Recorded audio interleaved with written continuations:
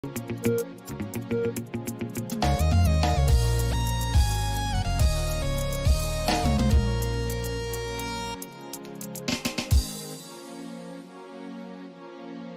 débuts, j'ai commencé vers les années 90 dans le quartier où je suis né, à la Médina Air, à Nouakchott, Mauritanie. Et j'ai commencé tout au début, je faisais de la danse avec des collègues, avec des amis. On faisait de la danse culture urbaine, on faisait du hip-hop à l'époque. Et on a fait du hip-hop, après on a fait aussi, même le mbalakh, on a dansé un petit peu le mbalakh.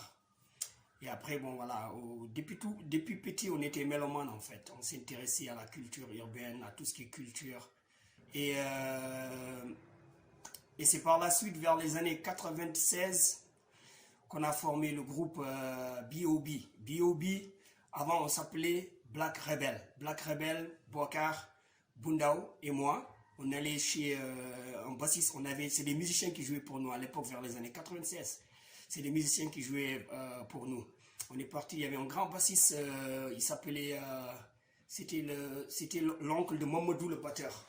Tu vois, lui il est parti tôt, lui c'était l'un des meilleurs bassistes en Mauritanie. Il est parti tôt des États-Unis. Voilà, c'est lui qui nous a donné le nom B.O.B. B.O.B. En fait, B.O.B, quand on venait chez eux, des fois il nous disait, bon, toi c'est Bouakar, c'est B. Bundao, c'est B. Toi c'est O. Au milieu, ça fait B.O.B. Il disait B.O.B à l'époque. B.O.B n'est de tout. Papis Dieng, a.k.a. DJ Paco. DJ Paco, il était là lui aussi, dès le début de B.O.B Family. Lui, il nous a vu grandir, c'est des gens qui nous ont... Voilà, on est parti à Dakar dans les années 96. 96, à l'époque, on est parti à Dakar à 3 mois pendant les vacances scolaires. 3 mois de galère, 3 mois de... Mais bon, on était jeunes, on était contents, on se souciait de rien, d'argent, de rien, de rien. On n'aime que la musique. Donne-nous le micro, s'il y a concert, on va y aller. On est resté à Dakar. Et c'est là qu'on a rencontré, on a eu de la chance tôt de rencontrer Black Molo. Et c'est les premiers qui nous ont amenés à la radio, chez Michael Souma. Ça s'appelait Génération, tu vois. C'était l'une des premières meilleures émissions de hip-hop au Sénégal, vers les années 96, hein, je vous dis. Et, voilà, et on avait notre manager aussi, j'ai fait hommage à lui. Et Digo, c'était mon cousin, mon neveu, on habitait, c'était notre manager, il connaissait les Human, il connaissait tout le monde quoi à l'époque, tu vois. C'était notre manager à Dakar, donc ça a aidé. Et on a les radios, on a eu l'aide de tout le monde. Sénégal, ils nous ont très très bien accueillis quoi. J'avais mes cousines qui connaissaient Positive Black Soul à l'époque, DJ Awadi. Vers les années 96, c'est là que je suis allé voir DJ Awadi. En 96, je me rappelle, c'est là où Positive Black Soul est cartonné. Je suis allé, il m'a appelé. À l'époque, c'était des cabines téléphoniques d'Aurore.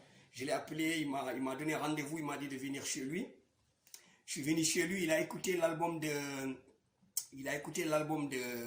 Notre maquette, à l'époque, c'était des cassettes. On avait 6 titres, les maquettes. Et il a écouté, il m'a dit, il y avait un son qu'il kiffait quoi, Amigo. Il m'a dit, je vous mettrai dans le prochain Sénérap. À l'époque, la première compil au Sénégal qui est sortie, Sénérap. C'était que Sénégal, mais lui, il voulait nous mettre dedans, nous. Moi, Bokar Bundao, il avait kiffé notre son qui s'appelait Amigo, serre-moi le micro, car j'ai des mots, si je garde le silence, ça n'aura pas de sens. Que Révolution, il kiffait ce son. Et après, bon, il nous a dit, une fois que vous allez en Mauritanie, vous retournez chez vous en Mauritanie, vous ferez le son, vous allez à l'ambassade de France, eux ils pourront vous financer pour faire voilà, et pour faire vraiment un titre quoi. Et le titre vous m'envoyez, je le mettrai dans la compile. Voilà. Et on est parti en Mauritanie. Voilà, là je vous parlerai de les galères aussi. Et je remercie Allah aussi de me donner de la chance, de donner mon savoir et mon expérience, de transmettre ça à la nouvelle génération. Voilà. Et parce qu'ils ont plus de chance que nous maintenant. Nous, avant, on n'avait pas Internet, on n'avait rien. Eux, ils ont plus de chance que nous parce qu'ils ont... Voilà. Ils ont Internet. Ils ont Internet, ils ont le satellite. Tu vois, ils ont tout gratuit. Tu vas faire... tu n'as pas besoin de réalisateur, tu n'as pas besoin de faire beaucoup de choses avec ton téléphone, iPhone ou peu importe la marque. Tu fais une vidéo, tu le publies tout de suite. Tu vends ta musique sur Internet. Nous, à l'époque, on avait tout. On n'avait pas ça. Nous, même, on avait que nos cassettes, maquettes. On n'avait pas en Mauritanie. On ne pouvait même pas faire une cassette en Mauritanie. Même pas faire une cassette minimum, on ne pouvait pas. C'est le Sénégal qui faisait toutes les cassettes. Ni CD. Tu vois, même les CD. Tu vois, On est parti en Mauritanie, on est une fois arrivé en Mauritanie en 96, on est revenu, il y avait les campagnes, élections municipales et tout ça à l'époque. Et nous, on a profité, Boubacar Bounda et moi, on a dit dès qu'on rentre en Mauritanie, c'est parti. On va amener quelque chose de nouveau. En 90, on a eu un bon manager. Notre retour, un mec qui avait une société, Braza, tu vois, hommage, rest in peace à lui, Braza. C'était quelqu'un de, wallahi, Waliamen Biobi à l'époque. Il nous avait loué une maison. On était jeunes, on avait une maison à nous où on faisait que la musique, on répétait, on faisait nos tresses, on avait des, tu vois, de tout. La culture hip-hop est née en nous parce qu'on a vu ça à Dakar. On a appris tout ça à Dakar. Tous les groupes de rap, ils ont leur coin, ils commençaient à se structurer le Sénégal. On a voulu imposer ça en Mauritanie, on a limité nos va-et-vient. Il y a beaucoup de choses qu'on faisait pas en Mauritanie. L'école, chez nous, enfermé, on répète, et on a eu de la chance aussi. Quand on est rentré en Mauritanie, il y avait Mahfouz. La Mauritanie, Mahfouz à l'ancienne, comment on appelle ça, hein? Bon, désolé, hein, j'oublie des fois, c'est normal, ça date. Hein. C'est Mahfouz, il était à la nouvelle maison des jeunes de Nouakchott.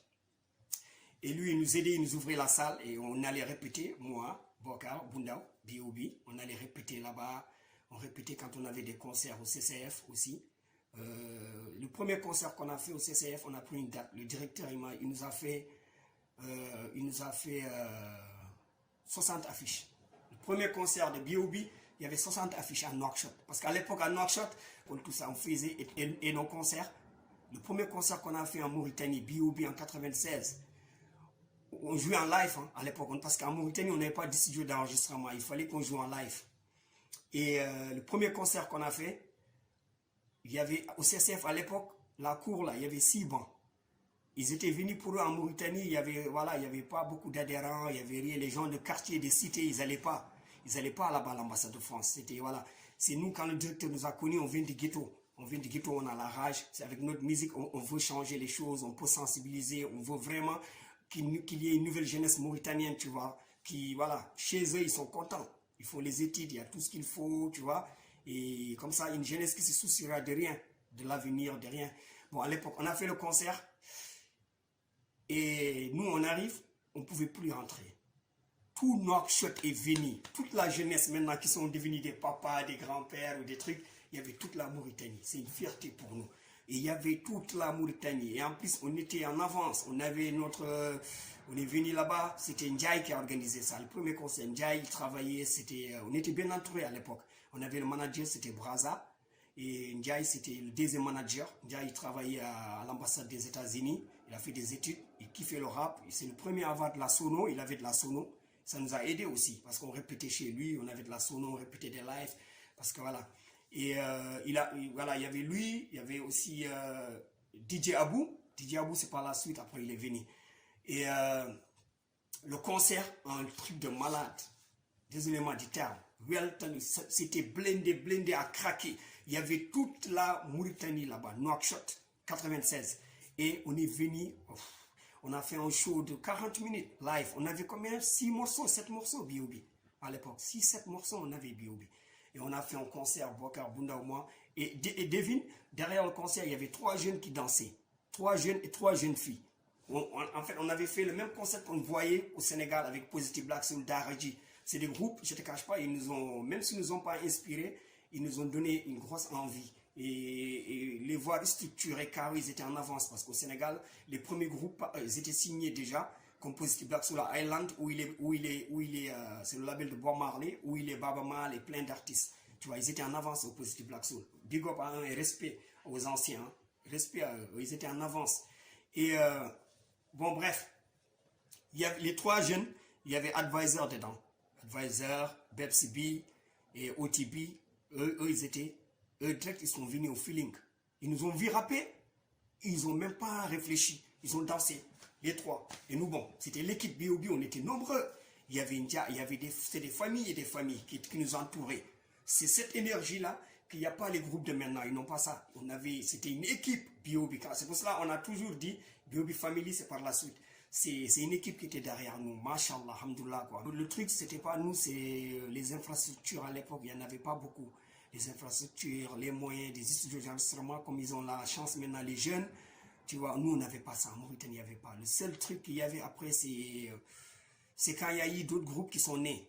Nous, en tout cas, nous, je ne dirais pas, il y a des gens qui ont commencé avant moi, mais j'ai commencé avant Mauritanie, je crois. Allah nous avait inspiré, quoi. On était conscients parce qu'on pouvait rapper en anglais, en français, en poulard, en wolof. On était, tu vois, on avait cette chance-là. On a amené le ghetto au 5e, 6e.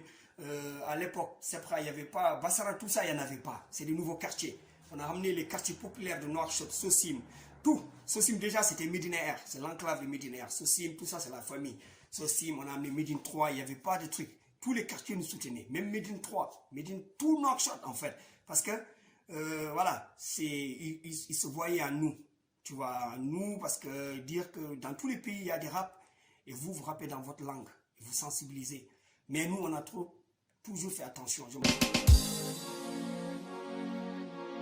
Le président, je ne veux pas dire son nom, le président, qui présidait à l'époque, il a envoyé pendant sa campagne présidentielle, il a envoyé le premier journaliste Halpoulard qui était à RTM, Radio-Télévision Mauritanienne. Il l'a envoyé pour nous corrompre, pour nous dire, voilà, le président m'a envoyé, je voulais que vous dites qu'il a ramené l'eau, il a fait ça, on l'a dit, non mec, nous on ne fait pas ça, nous on n'est pas politique. Et pourquoi on le fait aussi? Parce que nous, on est dans un mouvement contestataire, révolutionnaire. Pourquoi nous, l'argent, on s'en fout. On a dit aux mecs, même si c'est des milliards, on ne veut pas. On a organisé un concert, comme je disais, BOB Family, il y avait DJ Abou. DJ Abou, c'est le premier. On a vu Safnia, DJ Safnia de Positive Black Soul, DJ Matar Daraji. Il y avait DJ G-Bass de Pifrost. Et nous aussi, on avait notre DJ, un jeune qui s'appelait Abou Diallo, a.k.a. il mixait à l'époque au karaoké, c'est vers l'église, ça date ça, tu vois, c'était les bons, tu vois, l'époque. Et on l'a pris comme DJ, et il nous fallait une présentatrice du concert, pour nos shows, pour nos concerts, une femme, quoi, une gente féminine dans l'équipe. Et c'est là qu'on a fait, on est parti une fois là, ils ont organisé un concert chez Marba, au 6e. À l'intérieur, c'était mortel. Big up à Omar et sa famille. Tout le temps, les concerts de rap, les concours de danse, tout on faisait là-bas. À l'intérieur de la maison, couloir, ils mettaient la musique comme les Clash. Et il y avait sa famille qui était dans leur pièce. Et nous, on venait, on rappait. C'était une matinée. Et c'est là qu'on a connu Aoba, tu vois, avec notre manager, Braza. On a connu Aoba, la grande sœur, notre sœur, Sista, qui est devenue maintenant, voilà, qui aide maintenant Sepra et tout. Et voilà, c'est elle qui présentait nos concerts. Faisait partie de la famille. Avant nous, on discutait, on était tout le temps ensemble. Voilà. C'est vers les années 96, non 97. On faisait la première partie de Omar Penn au Stade Khazar. Et on a rencontré 3 jeunes. Et les 3 jeunes, ils sont venus, ils nous ont vus. Ils nous ont regardé, ils ont kiffé notre style. On était venus jouer en première partie. Ils nous ont demandé. C'était Marba, Ousmane, Hane, Djamenteki, avec d'autres potes qui viennent de 6e. Loin, ils venaient de 6e. Demande à Mar comment il a fait pour venir même. C'était loin, 6e et Khazar. Et il est venu nous voir là-bas. Et ils nous ont dit, on aimerait être comme vous. Et moi, le premier mot que j'ai dit, si je me rappelle toujours, Mar me taquine, je le disais, restez unis, toujours. Gondeton. Il ne faut pas rien gonder. Et vous pouvez être comme nous. Nous, on était comme vous, on croit. Tu vois, il faut voir et discipline. Tu vois, et tout. Le pop, c'était mortel. Tu vois, les concerts de rap, partout. Il y avait un mouvement. Tu vois, c'est là que j'ai connu le président de la République. Vers les années 97, on était dans la même classe. Moi et mon Enza, Monza. On était dans la même classe. Nous deux, on faisait le bac ensemble. À l'âge mortal, on s'assoyait, nous on faisait que écrire, tu vois. On écrivait, nous deux. Il m'écrit des textes, je l'écris des textes. Il m'écrit des textes, je l'écris des textes, moi et Monza. On était des lyricistes français, philosophie, c'était notre truc tout le monde. Mais on aimait sortir dehors, des bissonniers. On ne restait pas en classe. On foutait le bordel. Quand on venait, on rappait. Anecdote, tous les gens qui me connaissent, qui ont fait l'école avec moi, ils vont dire Ousmane Djigido, c'est un perturbateur, mais intelligent, machallah. Et perturbateur. Et je me rappelle, une fois là, mon prof, j'avais des tresses. J'avais mon bonnet. Il me dit, Monsieur Mangan, enlève ton bonnet. Je dis, chef, monsieur, je ne veux pas, parce que c'était mal vu. Un homme qui fait des tresses et tout, ça date, c'est pas comme maintenant. J'ai fait mes tresses et j'enlève mon bonnet. Et il me dit, ta veste, il faisait 60 degrés dehors. Et moi, j'avais une veste à l'époque, comme nous, tu vois, les vestes hip-hop là. Tu vois, il me dit, monsieur Mangan, enlève ta veste. On dirait un skieur de désert. Et ce mot, tout le monde a rigolé dans la classe. J'ai dit, prof, je sors. Je voulais aller dehors, écrire des textes. C'est tout ce que je voulais, tu vois, c'est ma rencontre entre moi, Bokar et Boundaou, là, on ne le dit même pas parce qu'on est tous nés dans le même quartier, tu vois, et sauf Boundaou, il venait de Dakar, vers l'événement, vers les années 89, c'est là qu'il est venu nous rejoindre en Mauritanie, il a vu des jeunes comme lui, on avait les mêmes ambitions, on se sentait, quoi, on se sent, c'est la famille, tu vois, la famille, quand ça naît, ça se sent. Et, bon, bref, tout ça pour vous dire, quoi. Il y a beaucoup d'anecdotes. Monza, c'est là qu'on s'est connus. On a fait le premier concert, le crew de Monza, avec mon crew Septerem, Medina Air, tout le collectif de Medina Air, les jeunes. Et on a fait un concert au Centre culturel français avant, voilà, et c'était magnifique. C'était magnifique à l'époque. Ouais. Il y avait Monza, il y avait le groupe s'appelait Intelligentsia, il y a Can Roots, oui, ils me font gagner Roots. Voilà, Racine Khan, il y avait Doudou, il y avait Diagana, Ilové, ça c'est le quartier, on les appelle Ilové, c'est pas le ghetto, tu vois. Même s'ils ont des idées du ghetto, mais c'est pas le ghetto. Et on a créé ce terrain, il y avait Dynamite avec nous, Dynamite qui vient de Belgique. Pour ceux qui ne savent pas, Dynamite, quand il venait en Mauritanie, on parlait anglais. Moi et lui, on était en vers les années 96, on parlait, c'est lui qui m'a donné l'idée de ce terrain. Il m'a dit, Ousmane, pourquoi on était dans notre chambre, il a dit, on est nombreux dans le quartier, tout le monde rappe. Tu vois, pourquoi on ne fait pas un crew, on a Big Jazz qui rappe, on a BU qui rappe, il y a des groupes et des groupes. Tu vois, il y a une anecdote, il y a BU qui dit à Big Jazz, Jazz il a dit à BU, toi, BU, en tout cas, ben, on a succès, hein, les meufs là, tout le monde parle que d'eux, viens, on va commencer à rapper nous aussi. Ils rigolaient. Ils ont dit c'est comme ça quoi. Mais nous, on ne pensait pas aux filles ou autre chose. Notre délire c'était le rap, chanter, faire plaisir aux gens et tu vois, véhiculer nos messages du positif. On a bossé avec beaucoup d'ONG, on a fait beaucoup de titres à l'époque SIDA. On a même fait à l'époque la promo de Air Afrique, quand l'avion il existait, Air Afrique. Tu vois, on disait Air Afrique, en Afrique c'est vraiment chic. Tu vois, c'est des vieux titres qu'on a fait, on a fait beaucoup de choses. Mais bon, le plus important, c'est quand on est venu en Europe. Notre combat, on a pu continuer. Mieux, comment? Parce qu'on est venu en Europe, notre rêve est là. Notre rêve a commencé parce que les infrastructures, les moyens qu'on n'avait pas à l'époque, on est venu en France. On a eu cette chance de l'avoir, être bien entouré. On a signé notre première maison de disques vers les années 2000 avec l'œil de Lyon. Khalzo, même il est venu nous voir à l'époque ici à Lyon. Il était tout petit au studio. Il était content. Il a fait une photo avec nous. Voilà. Et on a signé le label, on a fait un album, 2 albums. Et à l'époque, le hip-hop africain, c'était pas connu en France, tu vois. C'était pas top. Et le label ne bossait pas bien, même s'il nous payait de l'argent, mais c'était pas le truc qu'on aime, nous, le rap qu'on aime, parce qu'il t'impose des choses. C'est par la suite, j'ai dit à Bokar et Boundaou, il faut qu'on crée notre label. Il faut qu'on crée notre label. C'est là qu'on a créé Halkombeleda Records, ce qui est HMR maintenant, 20 ans après. On a créé ça vers les années... Halkombeleda Records a commencé depuis 96. On avait un son à l'ambassade de France, quand on jouait, on disait 5e, Halkombeleda, 6e, Halkombeleda, Halkombeleda. On disait ça à tous nos potes, liberté d'expression. Tu vois, Halkombeleda, exprime-toi. C'est là que, voilà, Halkombeleda vient de là. L'idée de Halkombeleda vient de là. Exprime-toi, le micro est là. Et véhicule ton message et sois positif. Tu vois, peu importe. Même si ça rend négatif aux autres, mais voilà, sois positif. Et c'est là qu'on a créé Halkombeleda ici. Après, on a produit l'album Doubi Sapo. Bon, après Doubi Sapo, j'ai continué Commune Jigidio, mon album qui est sorti vers les années 2005. Après Commune Jigidio, j'ai produit derrière qui est ce type. Il fallait que je fasse un album international avec 20 titres, que du français, de l'américain, tu vois, pour rentrer dans le move, mais tout en étant indépendant. J'ai eu plein de maisons de disques, Sony Music, Scorpio, plein qui sont venus, ils veulent me signer des maisons de disques, mais c'est ma tête, Allah même aussi. Peut-être eux, le milieu, ce qu'ils veulent faire là, à l'époque, moi je ne voulais pas faire ça, montrer, je suis pudique, je remercie le bon Dieu, Allah m'a préservé, comme ça, voilà. Voilà. Mais bon, ça m'a aidé aussi à être indépendant, à produire mes albums, à apprendre comment me produire, à être entrepreneur moi-même. Tu vois, je vends 1 euro, je gagne 10 euros, je vends à entreprendre. Voilà, HMR, the building. Et j'ai produit ce type, après ce type qui est sorti en Europe, je suis allé en Mauritanie vers les années 2009. C'est 2009, c'est là que j'étais parti en festival. Et Quinzaine des Arts à l'époque, voilà, festival Quinzaine des Arts. Moi j'avais un atelier, une résidence avec des Mauri Dance. Je me rappelle, moi, il fallait qu'ils dansent sur un titre de mon album international qui est sorti. Et je leur fais un big up Mauri Dance.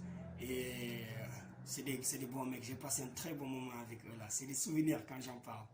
Et c'est par la suite, et je suis revenu, je suis advisor, il m'a invité au studio, lui et Beezman, tout ça, ils m'ont invité au studio à écouter son premier... Non, je suis allé voir qui Ousso de Diamanteki. C'est Ousso qui m'a dit, Ousmane, tu sais que ton frère Amadou Moufouri, Walloum, je me rappellerai toujours. Avant même, Advisor, il m'invite au studio le soir, j'ai écouté 1 titre, 2 titres, 3 titres qu'il a fait. La première des choses que j'ai halluciné, c'était les beats. J'ai dit, mais qui te fait les beats? Il m'a parlé de Mansour. Mansour, je ne connaissais pas. C'est par la suite, il m'a dit, c'est le frère comment il s'appelle? C'est le frère de Benza. Benza, c'est la famille. Il venait chez moi. Mar, Benza, tous, ils venaient à Halkomel dans le studio, chez moi. Dans les années 98. Et avec MC Go et tout ça. Et j'ai kiffé. Et j'ai posé un intro pour Beezman. J'ai profité. Il y avait Dave, j'adore Dave, l'ingénieur de son. Tu vois, studio et tout. Dave, machallah, je l'adore ce mec. Il y a le feeling. Tu vois, je respecte. Voilà, et il y avait Dave. Et j'ai dit Advisor, ton album là, finis-le. Et s'il finit, c'est moi. Si tu le finis, c'est moi qui le produis. Il me dit, ah bon, j'ai dit, ok. Je te dis pas autre chose. Et il a fini l'album, alhamdoulilah, il m'a envoyé. Quand j'ai écouté, j'ai dit, il y a quelque chose qui est né ici. J'avais le nez. J'ai écouté, j'ai dit, lui, on vous mettra des millions sur lui. Je vais investir sur lui. Tu vois, j'ai écouté ça ici une fois en France. On a masterisé l'album. On a travaillé ça carré à l'époque. On a fait la pochette avec les designers qui font les pochettes de Lord Cosetti à l'époque, de NTM, du Pro. On s'est mis vite dans comme ils disent, diapason. On s'est vite mis dans un truc, franchement, voilà, carré, un truc carré. Et c'est là qu'on a produit l'album Alhamdoulilah. On a fait Alhamdoulilah, mais c'était galère au début, mais bon, ça prenait 1% de la Mauritanie. Et voilà, et Advisor, c'est des moments où après il enchaînait des singles, des trucs. Et j'ai une anecdote. La première fois, Advisor, je l'appelle, je lui dis, Advisor, qui sont les meilleurs producteurs de vidéos au Sénégal? Il m'a dit, c'est Djelongal à l'époque. Je lui ai dit, c'est avec eux qu'on va bosser. Il m'a dit, Ousmane, ben cher Ousmane, ils sont très chers. J'ai dit, Advisor, tu vas voir. Et quand on est parti en Afrique, on a gagné de l'argent avec l'album Alhamdoulilah Bilalmin, on a réinvesti dedans. Il faut travailler, on a réinvesti dans les vidéos et ça a donné du bim, c'est parti. C'est là, j'ai dit, Advisor, il faut qu'on rentre dans la cour des grands en Afrique. C'est le panafricanisme qui s'installe. Tu vois, partout, Togo, Côte d'Ivoire, à l'époque, il y avait tous les... C'est comme ça qu'on a continué. Après, bon, machallah, on a continué Fashion Killer, on a continué le projet. Et Advisor, lui, c'est le conseiller, Advisor. Mais moi, je suis conseiller en même temps, je l'encourage parce que lui, il peut que rapper, machallah. C'est pas parce que c'est mon frère, il y a quelque chose. La chance qu'il a, c'est... il a l'écriture. Il a, machallah, l'écriture, machallah. Et il a l'inspiration, il a les vibes. Un artiste, quant à ça, t'es artiste. T'es pas rappeur. Advisor, c'est pas un rappeur. J'appelle ça artiste maintenant. Les Mauritaniens peuvent s'estimer heureux et dire on a un artiste, pas un rappeur. Rappeur, ouais, c'est le milieu hip-hop, s'ils veulent, ils disent hip-hop, voilà, il rappe. Mais il est artiste. Artiste, faut savoir, toi, tu sais tout faire. Bon, bref. C'est comme ça. Moi, après, bon, par la suite, dès qu'Advisor a commencé à cartonner, et derrière, on a fait 2, 3, 4 albums avec B.O.B. qui sont jamais sortis. On a tellement de sons B.O.B. Et Boka et Bundao, bon, je les ai dit de lancer leur solo, histoire de que je devienne entrepreneur, que je puisse voilà, m'occuper des labels vraiment de tout le monde, quoi, tu vois. histoire de fonder une famille. J'ai fondé la famille, c'est devenu voilà, HMR, Halkomeleda Records Family, tout ce qui est dedans, tout ce qui est bon, même en Mauritanie, tous les artistes, tous les gens qui ont des bons projets, qui nous, c'est pas seulement tu fais un titre, c'est des projets qu'on fait. C'est des projets comme un petit footballeur, c'est des projets, c'est Allah qui décide, mais bon, on fait des projets. C'est des projets qu'on fait avec les artistes, petit à petit, tu vois, tu avances. C'est comme ça, en fait. C'est comme ça, et c'est par la suite que je fais que des singles de temps en temps. Tu vois, je fais que ça. Bon, d'ailleurs, j'ai sorti un nouveau single qui s'appelle Hokam Gillima. Dès que je suis inspiré, je vais au studio, j'écris, mais sinon, je m'occupe vraiment du label. Du label, tu vois. Et c'est ça, quoi. Tu vois. Et surtout, on marque big up aussi au beatmaker d'Advisor. De 1. À Abu Dabos. Mamadja, Garnet, tu vois, et toute l'équipe de Advisor, toute l'équipe, tu vois, parce que si je commence voilà, à citer, je vais oublier. Donc voilà, toute l'équipe, max de big up à eux, et voilà, c'est magnifique. Sans parler de la famille aussi, sans parler de la nouvelle génération, les young, les absents, et sans parler aussi celui qui a dit à tout ça, on a investi. Maintenant la chance qu'on a, moi je suis PDG du label, je m'occupe du label, tu vois, je m'occupe je travaille pour eux. Et MD, c'est lui mon sous-directeur, sous-vision. MD, pour tout le monde le connaît, MD Mangan. C'est lui, voilà, qui gère le label, c'est lui qui s'occupe de la com de la nouvelle génération, et sans parler de la nouvelle génération, tout ce qui est Azoke, Azubi, tous les bons chanteurs qu'on a, Gilzone, Black Knight, je ne veux pas citer après, voilà. Qui s'inspirent, qu'ils aient un rap à eux en Mauritanie. Je te jure, c'est le panafricanisme. Ils doivent rapporter leur touche hip-hop à eux, je ne sais pas, un rythme comme il fait Advisor, sur Loftan Mayo, ou bien Talib Latimore, sur le son avec Jaguar, ou Hamzo Brem, d'autres et d'autres, tu vois. Mais voilà, hip-hop, c'est bien, mais quand tu amènes l'originalité sur ton son, sur tes beats, comme ils font maintenant Daraji, Deep, d'autres et d'autres au Sénégal, Is 814, tout ça, il faut qu'ils rapportent quelque chose, leur touche à eux. Et c'est ça qui va faire développer le hip-hop mauritanien. Et aussi, il faut qu'ils s'unissent pour faire une petite industrie en Mauritanie, un réseau ou des plateformes où vraiment le hip-hop mauritanien, c'est là. Ce qu'il fait Bax, Raprim, mais en Mauritanie, il faut des trucs comme ça. Tu vois, c'est là qu'on voit la musique, c'est là tu vois que les jeunes pourront avec Internet gagner de l'argent pour pouvoir investir, aider leur famille. Et au moins, tu vois, qu'on est sous tout. Ok, il y a qu'à comme ça. Et big up à eux. Et bon, pour finir, j'ai fait un max big up à vous, Ndiawan TV, de m'avoir donné la chance de m'exprimer aussi longtemps. Et voilà, et tu vois, en 30 minutes ou en 1 heure, je ne peux pas raconter tout parce qu'il y a beaucoup de choses à dire sur le hip-hop et sur mon vécu, sur mon truc. Voilà, on peut faire une saison, tu vois. Bon, bref, c'est histoire de vous dire quoi, où le hip-hop, je viens d'où, où HMR vient d'où.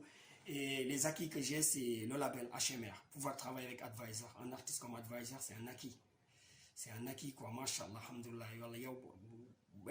Quoi. Tu vois, il nous laisse là longtemps, il vous laisse longtemps, tout le monde. Et qui nous préserve contre toutes les virus, contre tout.